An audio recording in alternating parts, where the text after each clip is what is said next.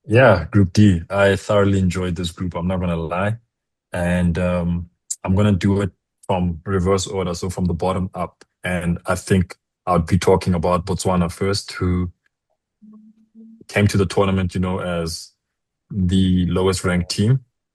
But I think that they were maybe looking to upset the group by getting a win or a draw. But a pretty disappointing tournament for them. Zero points, 0 goals scored, 7 goals conceded. I think when if you've seen in social media, a lot of people have spoken about the Botswana goalkeeper, Poko, and once your keeper's being spoken about so much, it also points to frailties defensively. Maybe he was busy a lot. And his distribution was good, but the games I watched of Botswana really struggled to play out the back under any slight press. The build up would break down. They were unable to really link up play from defensive line to midfield line. And then obviously because they couldn't do that, they couldn't even get to the attacking line. Speaking about Benin, I think for them it was clear that with the amount of teams being allowed to go through to the next round, that one win would be enough to get them into that. And the victory over Botswana secured it for them. I was very impressed about Benin's build-up play. Even under pressure, when I watched the game against DRC, they tried a lot to get the ball from the defenders into the midfielders, into the wingers, even the striker, Mounier, dropping a few times. But the left centre-back, Roche, for me, had a really good pass from centre-back straight into the 10 position or to the striker on the ground. Unfortunately, as good as you are in playing out, you have to be that good in defense as well. And I think if you see the goals that they conceded, a few of them were just like straight miscommunication between centre back, goalkeeper, miscommunication between wingers and centre backs. And so I think they have a lot of work to do defensively. But in the next round, they have a really difficult game. But it is what it is. When you finish third, you find yourself in those positions where you're going to really play the teams that finished number one in other groups. Looking at the two big teams in the group, Senegal and DRC, I think for me that was the game of the group, the match between them, because I thought it would really give a measurement or yardstick of how far Senegal are and how far DRC are. And I was very happy to watch that game, but I was so impressed with the DRC because even though all the stats were in favor of Senegal with regards to possession and number of shots and passes, the game statistically was dominated by Senegal. But DRC was equally as much of a threat in that game. And when you look at the Senegal scoring with, unfortunately, that freak accident to injury to Masuaku, trying to control the ball, I think his Achilles snapped, Senegal go through and score. But it was a really good game, and I think it just highlighted how good DRC has been over the last couple of months, going from the World Cup qualifiers into the World Cup playoffs, coming into this tournament. So for me, to be really honest, I'd be scared if I'm Algeria to be playing DRC. I think they've been really good in this tournament. Especially the last game for me, where I was really happy because one of our friends, my friend Carl's friend Kakuta, was playing for DRC. He's a bit older in age, but the brain and the ability, you see it there. He probably has assist of the tournament with that cheeky little back heel through ball that he put through. But there's so much similarity between DRC and Senegal, right? So they both have really good squad depth. I think you've seen the substitutes of both sides. Substitutes come on, play well. And even when they were rotating the team after qualification, you still see that the guys who are coming in are really good quality. Both teams offer threats from wide areas. I think we've seen the wingers in Senegal. We know about Sadio Mane, about Mbaye. The fullbacks, Jacobs and Crepin Diatta as well, were really good, posing a lot of threat from the wide areas. DRC do the same. They had Bongonda, who scored in the game against Benin and also assisted Kakuta in the last game. They had Mbaye. They had Mishak Elia, who used to play for TP Mazembe. And they also had Kalulu, the fullback. So in terms of the wide areas, they're really good. In terms of attack, with the strikers, again, the profiles are fairly similar. Both teams have two really good strikers, two physical and strikers who are dominant in the box and who are also really good aerially. You look at Senegal, they had Nicholas Jackson, who scored 2. And then they bring on Diallo, who also scores 2. So now it's up to the coach, like, who are you really going to go forward with in terms of the next knockout stage? You look at DRC, it's a bit more clear. They know the starting striker is Bakambu, who's also scored, showed his dominance aerially, also had 1 or 2 balls disallowed from VAR. But then you also have Fiston Mayele, who we all know. Again, same. It's like for like, good in the air, powerful on the ball, also scored a goal that had been disallowed by VAR. But it's going to be really good to look at these teams going forward. We know that Senegal are playing Sudan. That's the benefit of finishing first. They play Sudan, which they'll be really happy about. And DRC go up against Algeria, which for me is, apart from the South Africa and Cameroon game, which we'll speak about later, but Algeria versus DRC is one of the big games of the round for me as well. So that is my highlight on Group D. Nothing surprising. It finished exactly the order that I thought it would. And I just think it's really disappointing for Botswana that they didn't at least score a goal. Yeah.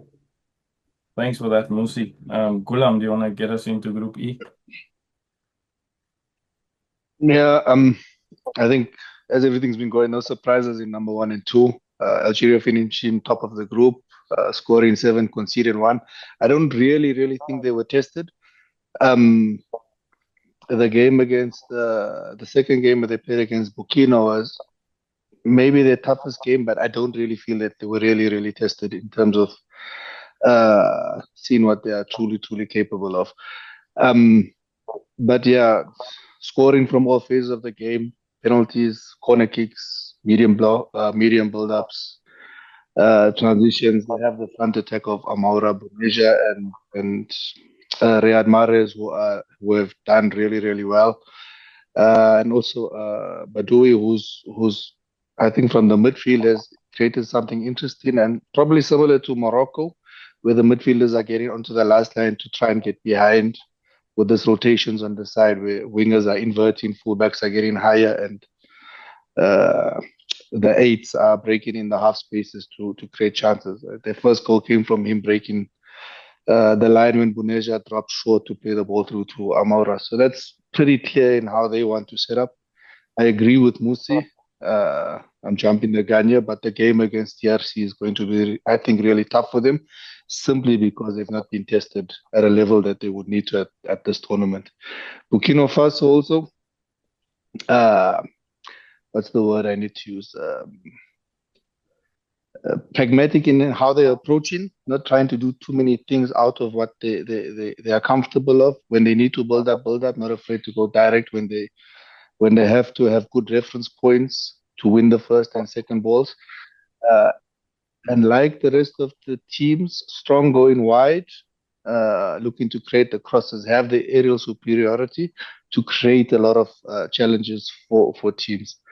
And yeah, they coming up against Ivory Coast in the next round. So that's also going to be a rather interesting game. I guess the surprise from the group was Sudan qualifying in the best third place, or well, from third place at least, and Equatorial Guinea not going through, and they've been in the last 5 or 6 AFCONs. They've always qualified for the knockout round. So this is the first time in a while that they haven't. Sudan going through. What I did like about them, I'm not going to say they didn't do too many things, but they weren't afraid to try and play through presses and try and show a little bit of impetus to control certain phases of the game, even when the chips were down against Algeria. Created some chances, good chances. Lucas Zidane had to make probably game-saving moments. I think there were 2 clear chances or 2 good chances that they could have scored from. So good on the transitions, but I don't see them causing a threat to Senegal at all. But I don't know. There's something strange about a team that's a little bit political, coming from a civil war situation. So nothing really bothers them. They just play the game as it is, and they seem to have the mentality and character to overcome a lot. They've not even scored a goal. The goal that they got in the group stage was an own goal, conceded 5. So it doesn't really speak for too much of them. In terms of qualifying for the next stage, but for those who like an underdog story, something interesting to look at. Yeah, that's about it from us. Thank you. Thanks for that. Just a heads up with Vernil not being here. Kula Musi will head the Group E.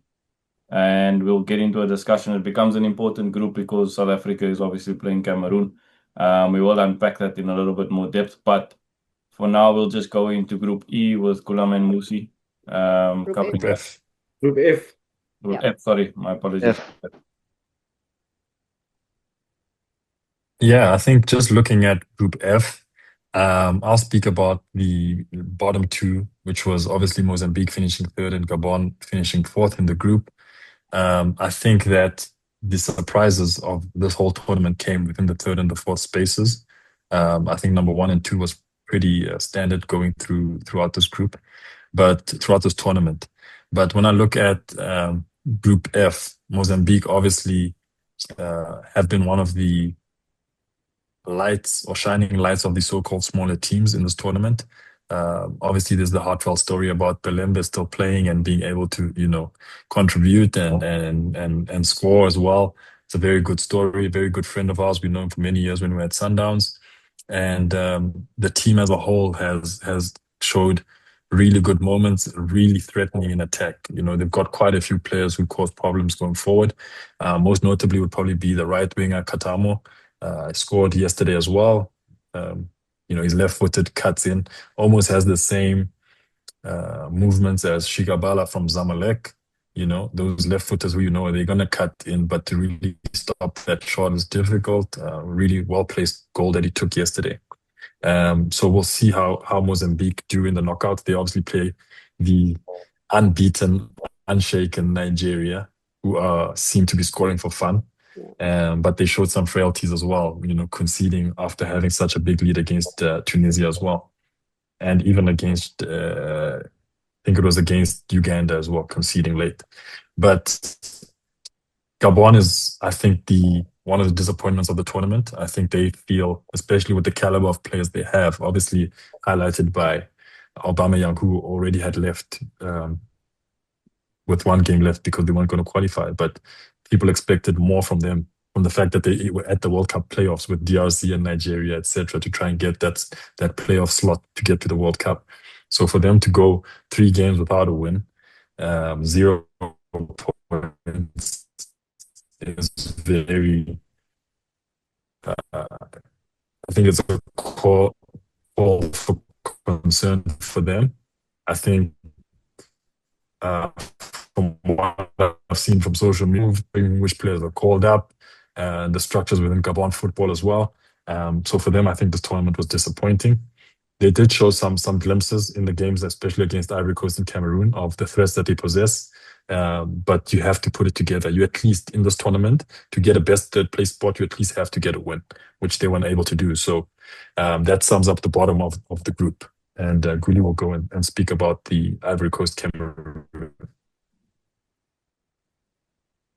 Yeah, like Musi already alluded to, no surprises there. Both teams finishing on 7 points. Ivory Coast scoring a goal more, scoring 5. Cameroon scoring 4. But yeah, both teams have the physical presence and this demeanor about them that shows that they're powerhouses.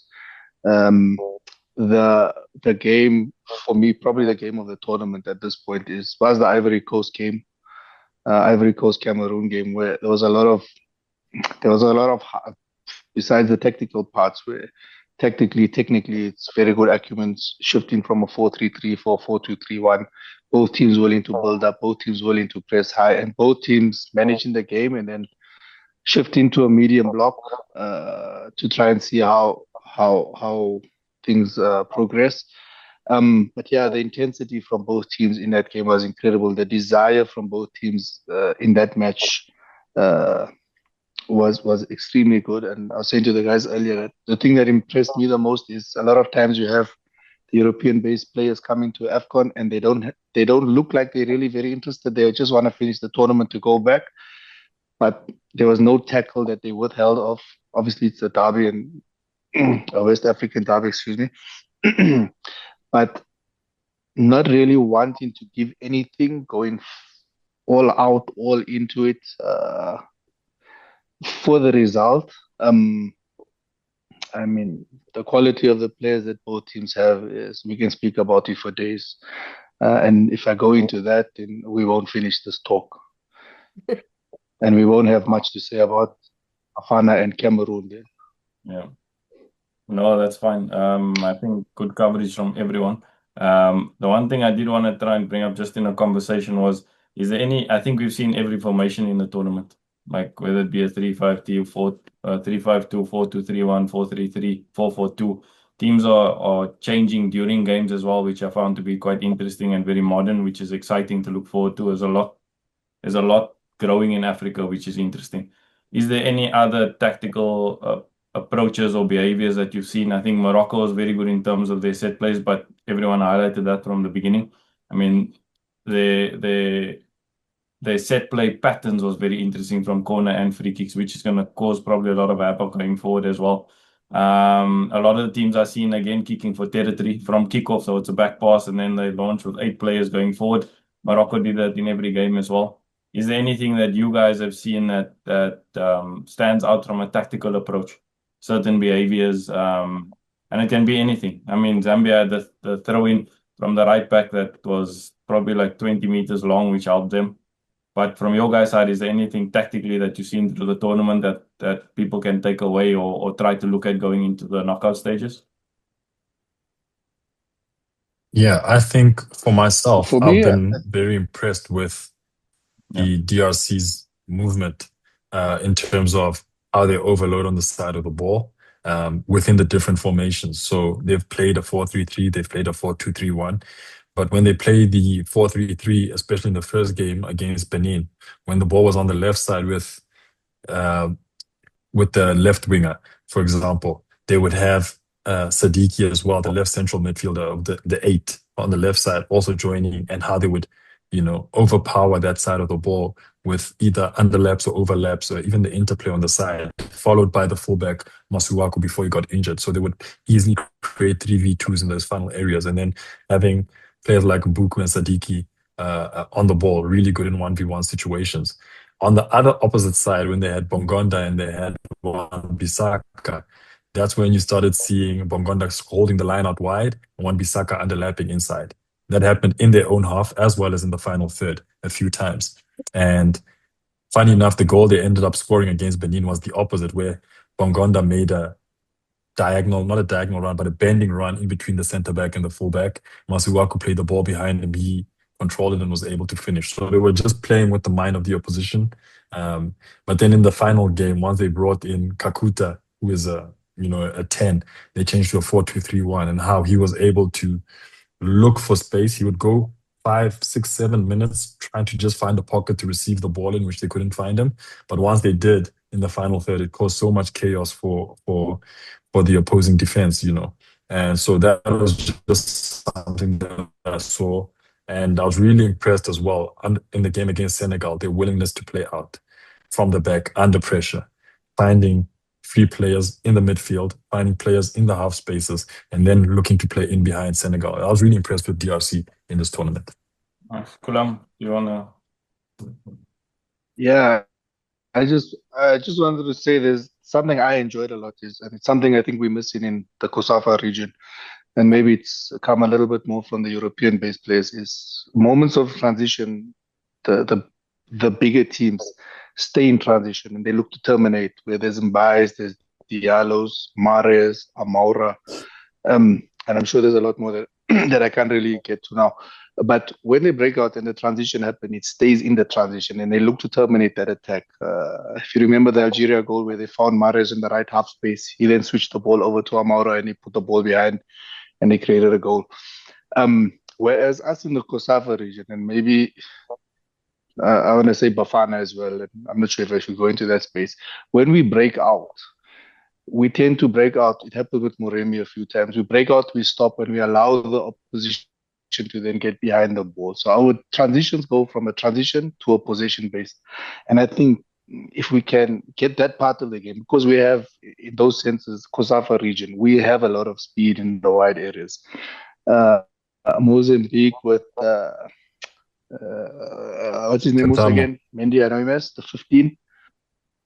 yeah, when he plays out, he has the ability where if he's isolated with the fullback, he's willing to take him on. Whereas our guys don't seem to want to be able to, and I think we need to use that as a reference of the African players playing at the highest level and how they look at football and how they look to terminate actions to create that, maybe even to bring a little bit of closeness in the discrepancies in the players. No, that's good. I think that's something that everyone can sort of take away and carry into their roles in their clubs. I think even with Diaz at Morocco, scoring that 3 goals, but it comes from just being aggressive. And we, like Gulam is saying, is probably not doing it enough. And maybe when we're developing players, I think even Brazil has an issue at the moment where they don't have these wingers that are going 1v1, 1v1, 1v1. It's now become possession-based style. And that's a trend that are changing over these years. So it's more things that we'll discuss. But the reason why we brought this conversation in as well is Carl's going to lead us in the goals analysis. We've watched all the group games and we've cut all the goals from the group games to be able to break it down and have more talking points around that and what stands out for us in terms of goals scored and goals conceded. Because as well, we spoke about it in the first episode, goals scored is great and it looks nice, but there's also defensive errors that are consistently happening. And one of the highest goals, for example, without touching in Carl's space, was from crosses initially. So it goes back to the defending inside the box, and those are errors that we want to talk about a little bit more.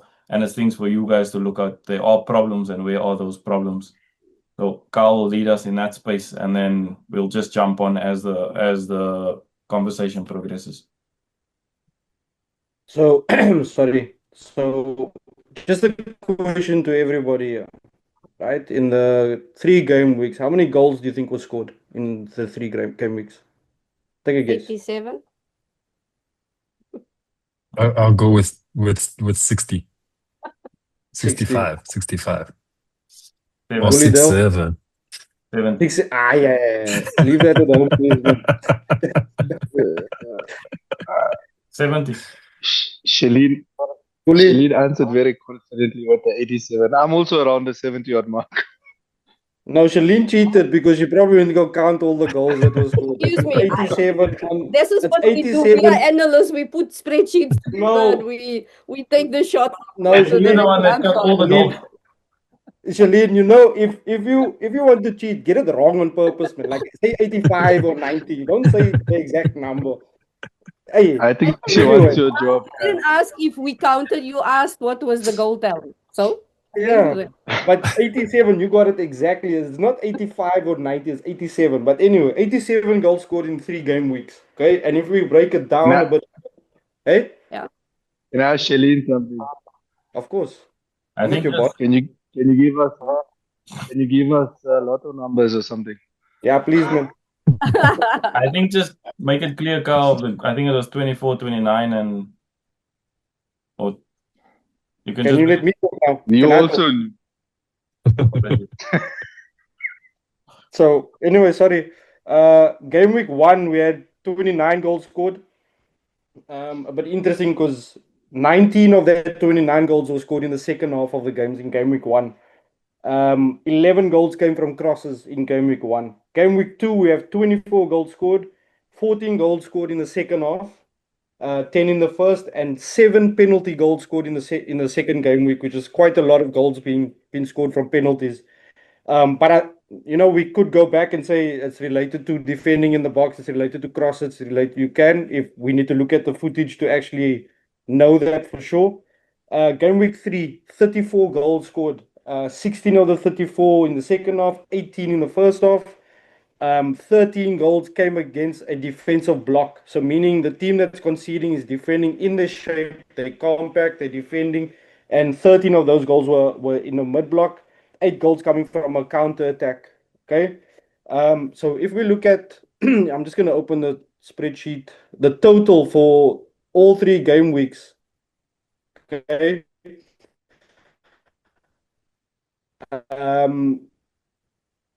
Very interesting topic. We spoke about set pieces. Try and guess how many goals came from corners and how many from free kicks. Just take a guess. Corners 4, free kicks 5. You're saying 4 and 5.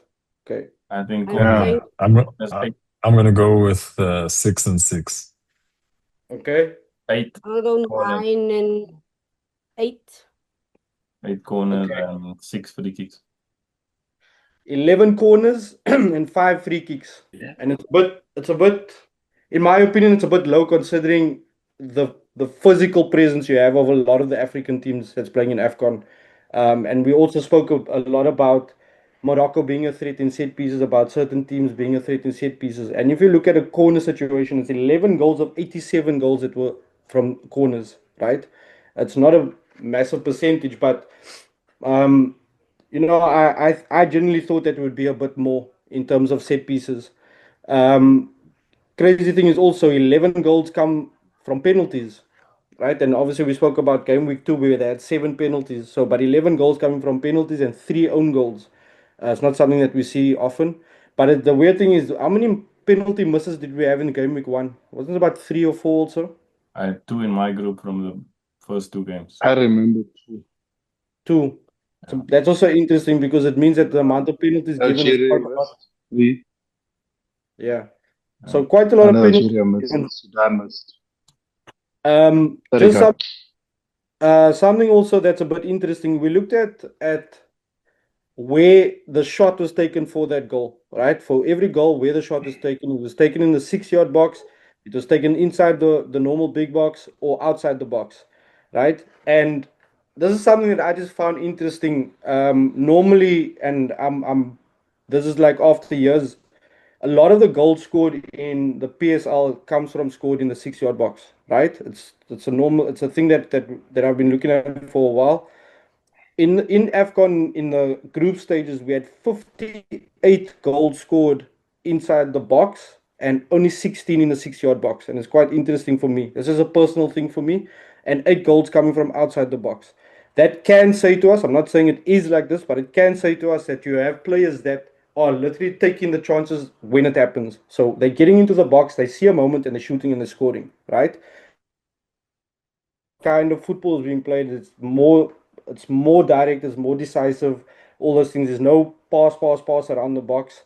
And there's certain teams that we looked at in the group stages that are overplaying, in my opinion. They trying to get the ball literally one on one with the keeper or tap it into the net. But there's certain moments in the game where you have to take that shot and you have to score. Even if it's a small window, you have to take it. And that's the difference. Um, then if we go in the times of the games of the goals, when the goals were scored, if we break it down into 15-minute segments, so 0 to 15, 15 to 30, 30 to 45, 45 plus, and then the same one for the second half, right? Um, Take a guess on when the most goals were scored, in which time, which 15-minute segment, any of you?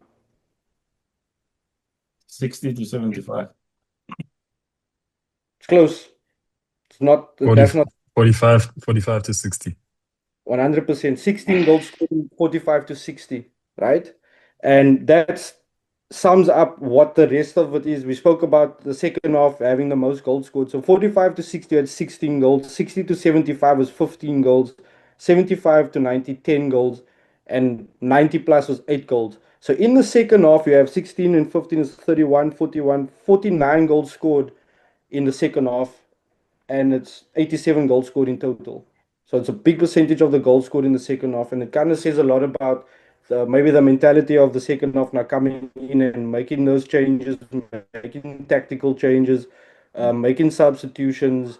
Uh, Coaches now talking to the players saying, "This is the spaces you need to look at." It can be that, and I think, in my opinion, I think you will see a lot of it in with international tournaments because you have players that generally don't play with each other week in, week out. And now you have that second half, that halftime talk where you can now refresh and say, remember this, do that.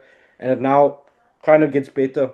Um, that's just my opinion. I could be wrong, but that's generally what the goals look like.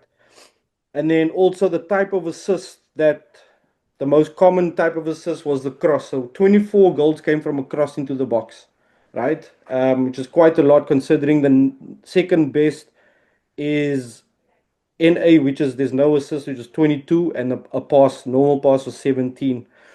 So a lot of numbers, a lot of things, and quite interesting. So there's something else that I wanted to look at. A lot of the goals, 24 goals of the 87 came from mid build up or when an opposition is in a defensive block, so they now compact and they're in a defensive shape, and that's the most in open play. It was 24 goals in that phase of play. So a lot of interesting things. If there's anything that you guys noticed or want to ask, we can check that as well and we can discuss as well. Yeah, I Yeah. think Uh, mostly you I can. think for me, what is obviously with current trends in football, we know that teams have worked really well defensively to remain narrow and to close the central or the heart of the pitch, you know.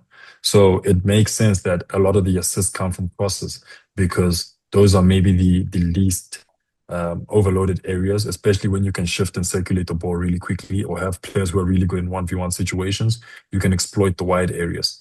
And so if you link that again with what you just mentioned now about the goals coming from situations where the opposition is in a defensive block or mid block, that also aligns with the crosses. So it makes sense if you understand, especially like when I watch Botswana, for example, they were a lot of the times in the mid block, but you know, again, once you get into those wide areas with like the Bongondas and the Mbukus and the Sadikis, there was a lot of 1v1s. There was a lot of um, teams using, and it's something that Gulam spoke about you know taking lessons, especially from the players who've applied their trade at the highest level for quite a lot. Players were able to use both feet, so crosses can be brought in with the right or with the left foot, even though the players predominantly uses one of the feet. So I just think that it aligns well. The crosses, the setup with mid blocks of the oppositions, it portrays a story that makes sense. Yeah. Just to add on that, I think Musi, you make a very good point, and I just want to add to that. So we're speaking about teams sitting up in a block, and then ball goes wide. But then wouldn't you also say now it's what Dell spoke about, the defending in the box or defending in that final defensive third is not good enough because if you compact and you narrow, obviously the space is on the side and you want to be able to when the ball goes to the side, you need to be able to apply pressure to stop that cross. You know, Yeah. that needs to happen. So now, do you think we're in a position where teams are now focused so much on being compact, narrow, but we're not focusing on when the ball does get wide and who's pressing, who's following the runner, who's marking in the box? I spoke about Egypt doing this against Bafana with one man short. They defended their box. You couldn't get Yeah. anything. You can try the pass in for Lal to hold on. You can cross in. They winning everything. And So yes. So what I would say, Kyle, is I'm really old school when it comes to the ball being wide. And for me, it's that when the ball is wide, you man mark in the box. And what I've seen, even if you looked at the Bafana game, some of the headers that we got against us, players were like alone. So for me, it's an issue of once the ball goes wide, who are the players who are going to score? The players who are going to score are the players inside the box. So mark them. And I've seen it a few times in a few goals in the tournament where the marking is a bit more zonal, you know. So, but if the cross beats you, then you're immediately out of the situation. You can't deal with the situation. Then the opponent, the attacker's left to head the ball by himself. So first step one is when the ball goes wide, who's the first person to put pressure on the ball so that there's no cross?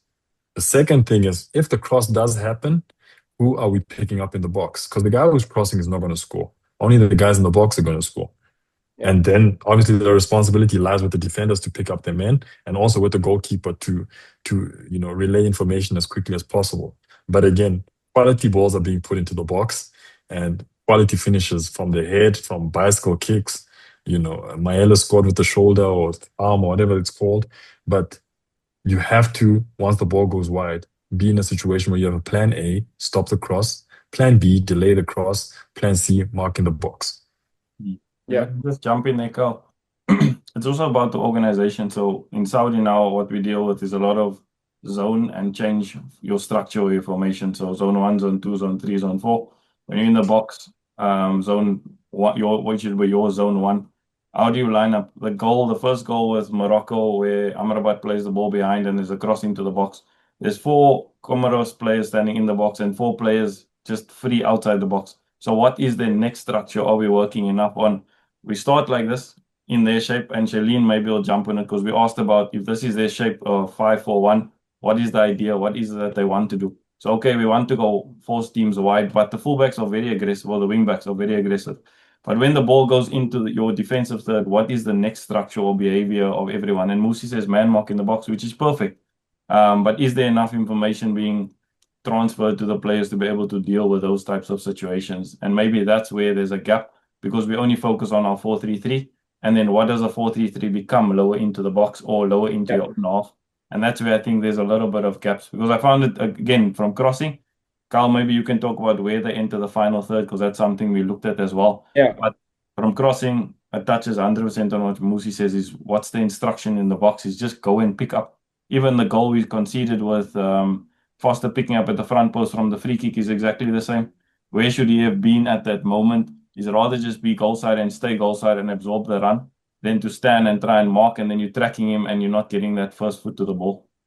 But yeah, maybe channels will be something interesting to also reflect on. So Question, Carl. Yeah. Quick question before you go to you, Carl. From the number of crosses scored, are those all in open play or are they combined with set plays? They combine with set plays. It would just be a little bit interesting then to maybe for future, or the next question is to break it down and see which is more relevant. I mean, not more relevant. Where does the bulk of it come? I can do that. I can filter on the Excel sheet and we can do it. We can figure it out quickly. Okay. But let me just go back to what Dale was saying. Yeah. So Dale, first, I think you spoke about it in Saudi. You have the different shapes. It's not just about the 4-3-3. It's what you're doing in zone 1, zone 2, and zone 3. And again, it goes back to what is your principles within the team. What are you telling from a technical team point of view? What are you telling the players? What do you have to do when the ball is in your defensive third? How are you defending? Are we still defending 4-4-2? Are we defending now wherever, but we're closing whatever man is free? You have to go back and look at what is the principles. And if you concede, if there's 24 goals that have come from crosses into the box, right, for example, and you have to start asking yourself now, is that an issue in terms of African football? Is it an issue that globally? Is it something that we can do differently in terms of how do we as analysts now look at it and show the players, those kind of things? I don't know if you understand my question. Like, how do we make that impactful so we can restrict that? We're defending a certain way and now it's in the box. How do we do it from an analysis point of view? I just think, looking at from what I saw, a lot of times, yes, it is the power, yes, it is the structure of the attacking team. That's also you're never gonna be able to stop everything. I'm talking about the goal that Morocco scored against Comoros. A player standing free in the box. That is not acceptable in any country. So I'm saying that there was 4 players of Comoros in that box free. If you are free in the box, it means somewhere else someone is also free from the opposition. So you got to look at the differences in what is happening in relation to the cross. Yes, we're gonna concede at times, but did we do everything to stop the goal from happening? And if we didn't, then I'm going to say, yeah, let's look at where we can do better. How can we, restructure or look at the zones? Do we want to? Because if I have to tell a player, listen, in the box, you have to pick up at this level. For me, that is just not something that you keep teaching at this level. At this level, I feel everybody needs to know that. In the box, you pick up and make sure that your player don't score. If your player don't score, it's inevitable probably that it's not a goal. Yeah. I just think sorry, Kyle. I think sometimes, and I agree with you, Shalin, and with Musi as well, is take care of the most dangerous players who can score. But there's a part of me that, and we don't have this answer, is what is the coach's instructions? Has the coach said man marking? Has the coach said zonal? Because we know from experience, when a coach says, no, pick your player, this is your player. If that player is free and I'm free, the player who is supposed to mark is not picking up whoever it is, whether it's a Maza, for example, in the Algeria game, where there's the knockdown from Tunisia. Maza is free. There's a knockdown. There's no one picking him up. You almost feel like at times coaches give man marking responsibilities, and when the person who's supposed to man marking is not there, someone who is defending and free doesn't take over the role, and he says, you know what, it was really not my duty, so I'm not gonna take responsibility for this. And that's something we don't have that insight to. And but I agree fully with you can't have people free in the box. And then like we know and we used to do this is create the game model or the philosophy or ideas in certain moments, mark the man, block the cross, and you have step-by-step process of how you deal with different scenarios. Yeah. So sorry, just before we move on, Del, you spoke about the final third entries. So both left and right final entries was 18 each. So on the sides, getting into the final third was 18 on each side. Centrally was 21, total of 21. So not massive differences in terms of one-sided or centrally or whatever.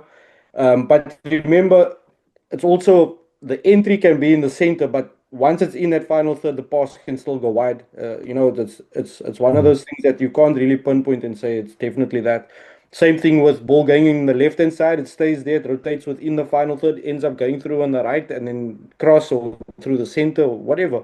So, but it's just like sometimes you can pick out trends with these kind of things of in which direction.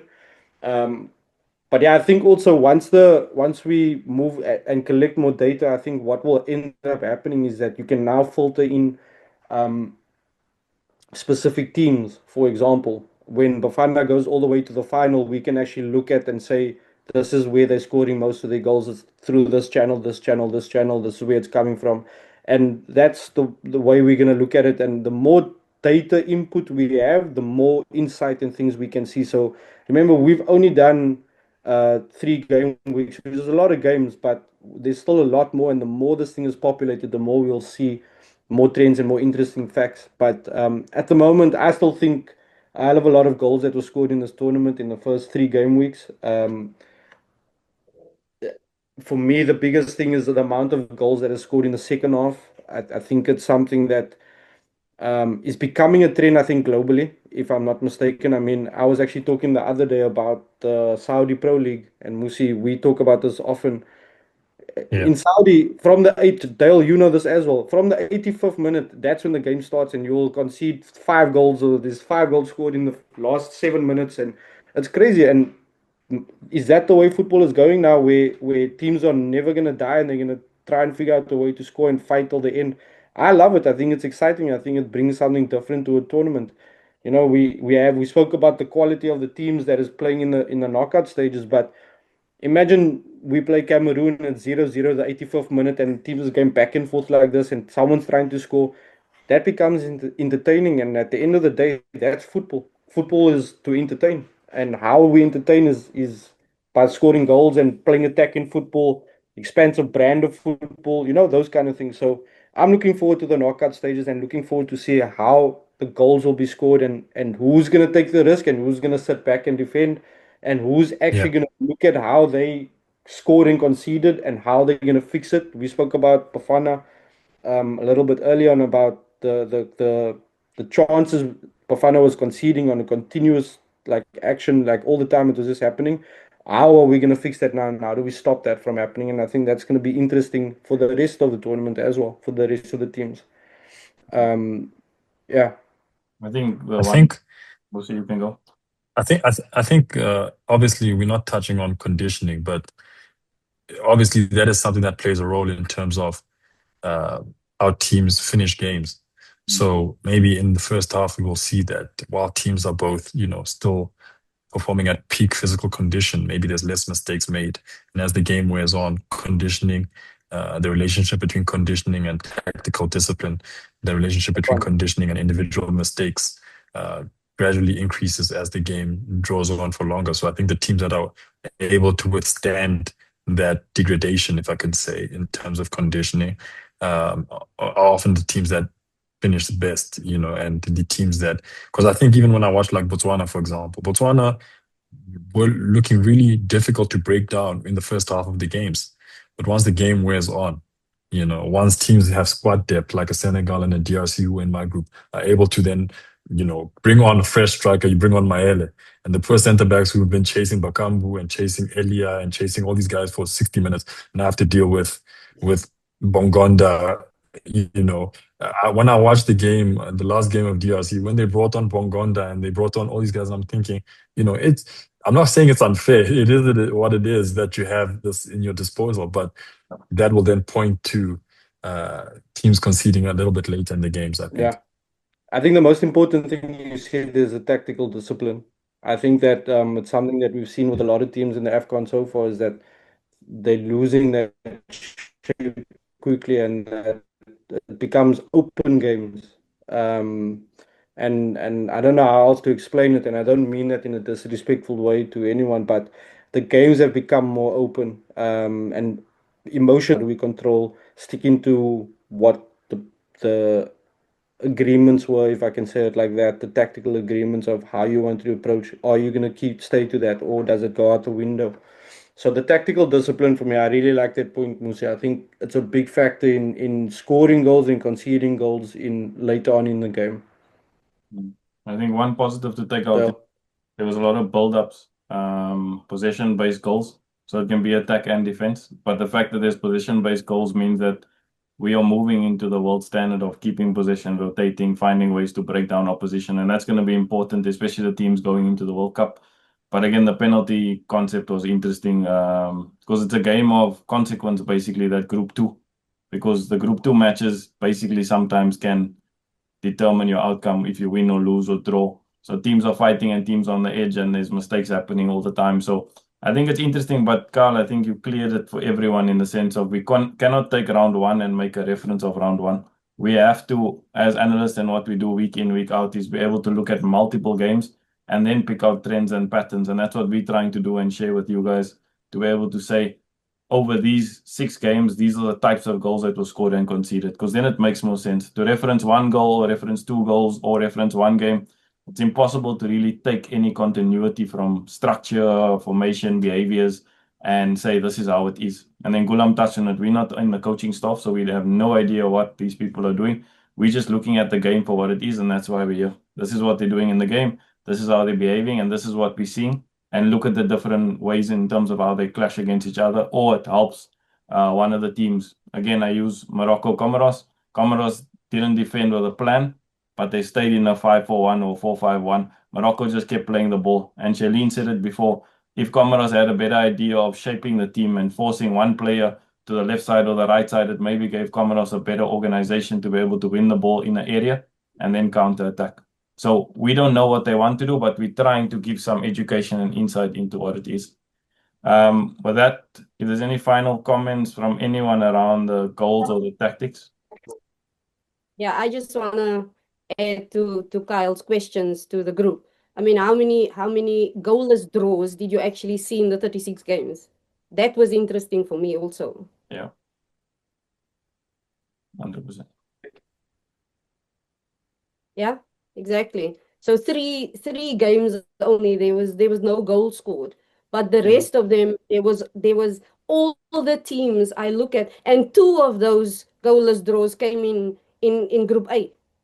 So that says something about the other groups wanting to find that moment of, like just finding a goal. And like Musi said, I mean, Zambia going home with no goals, no points. Yeah. I mean, you can at least take something away from this tournament if it isn't that you're going to get to the next round. But what are you taking home with you? Because then it becomes, again, I think Musi said that Gabon is this social media post talking about what do we do next? Now dissolving a team, is that the best option? The same with Zambia. I mean, is changing the coach the best option? Probably not, because it might not be the coach's fault. It might not be, like it might have been the preparation of the team. How did we help the team to prepare for this kind of competition that they're gonna face? So yeah, it's competition now. It's tournament football. Yeah. But at the end of it, someone needs to be still, the head coach still has to be held to accountability of what happens. And if there's nothing planned, and again, we don't know what the preparation was, but there should be a plan, execution, and then accountability, whether it was positive or negative. So from what we planned, what happened, and obviously there's an undesirable outcome in the references of Zambia and what was the other team you spoke about? Equatorial Guinea, Gabon. There's still accountability that, and if it means changing, then it means changing. But it should not be changing with emotions. It should be changing with a reference. How did we support you in your plans? How did we in your preparation? How did we support you in your execution? Did we give you everything you asked for? Did we at least try to give you some? Possibly we can't give you all. And how much did that influence the outcome? And then make a non-emotional decision. We've come to the conclusion of the Football Insights episode 2.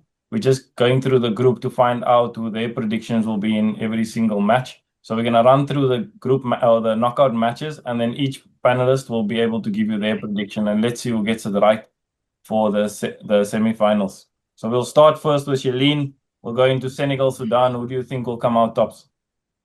Senegal. I go Senegal. Gulam. Senegal, odds on favorite. Musi.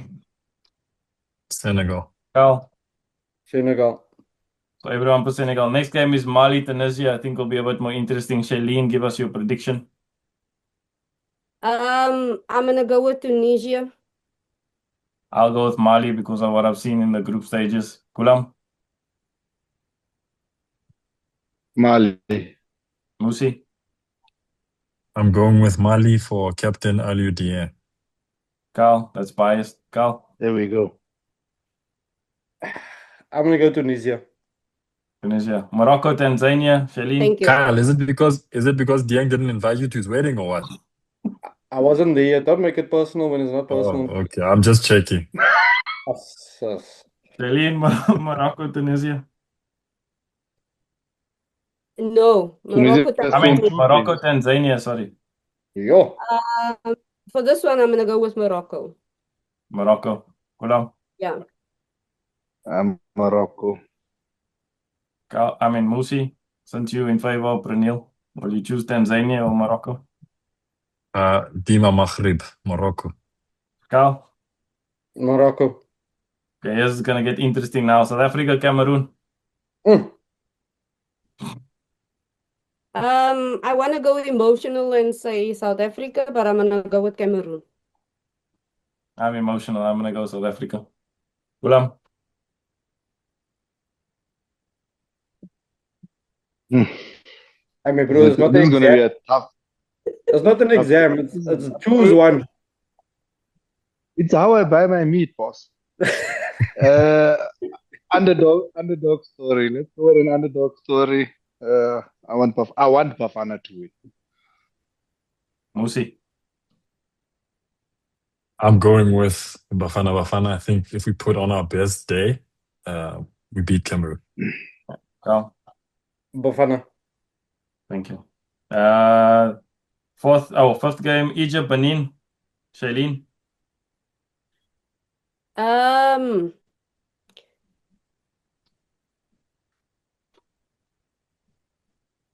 Egypt. Egypt. Gulam? Benin. Musi? Egypt. Cal? Egypt. Okay. Gulam Shailene? just said that. To be different. Shailene, I know this is emotional for you, Nigeria and Mozambique. Nigeria. I'm going to go with It's gonna be Nigeria. tough, but I'm gonna go with Nigeria. I'll go with Nigeria as well. Gulam? I Underdog. want to go Mozambique, but I think Nigeria will be too strong. Musi? Niger. Cal? Nigeria. Second to last, Algeria and DR Congo, Shailene. It's a big battle. Yeah, that's the toughest one, I think. I'm gonna go with DRC. Algeria for me. Gulam? Yeah, like I said earlier, Algeria haven't been tested. Probably the quicker starters in from most of the teams. It's a tough one. I'm gonna go DRC though. Okay, Musi. I'm gonna go with DRC. I've watched them, I followed them. Also, my boy Gael Kakuta's there. DRC. Carl. That is a very awkward moment, but okay. We move forward. Musa, Uh, you look like it looks like you're looking for personal likes, Musa. what is going on? I don't know what that was about. This guy, he celebrated his prediction. Like that guy celebrated his goal the other day. They're doing a bicycle kick. Anyway, I'm gonna say DRC as well. I think it's gonna be a bit of an upset. Last one, Ivory Coast, Burkina Faso. Shalene. I want to go Ivory Coast. Ivory Coast for me. Gulam. Ivory Coast. Musi. If it was the Burkina Faso of Jonathan Petroipa and Banse, I would say Burkina Faso, but I'm going to have to go with Ivory Coast. Carl, last one. Yeah, Ivory Coast. Okay. I think there was only one off result that was different, or two was the South African Cameroon. There's a bit of conflict there. And then Egypt Benin, I think, had the biggest conflict. The rest, I think, was all Algeria, Congo to a little bit. Yeah. So let's see who comes out tops in our next discussion. Our next show will be at the end of AFCON once all the games are finished. We'll again look at the goal study. We'll look at tactical outcomes from certain teams. Obviously, we see the approach in the knockouts being very different because it's a must-win game. It's not playing for results to end the group in a certain way, like we discussed earlier.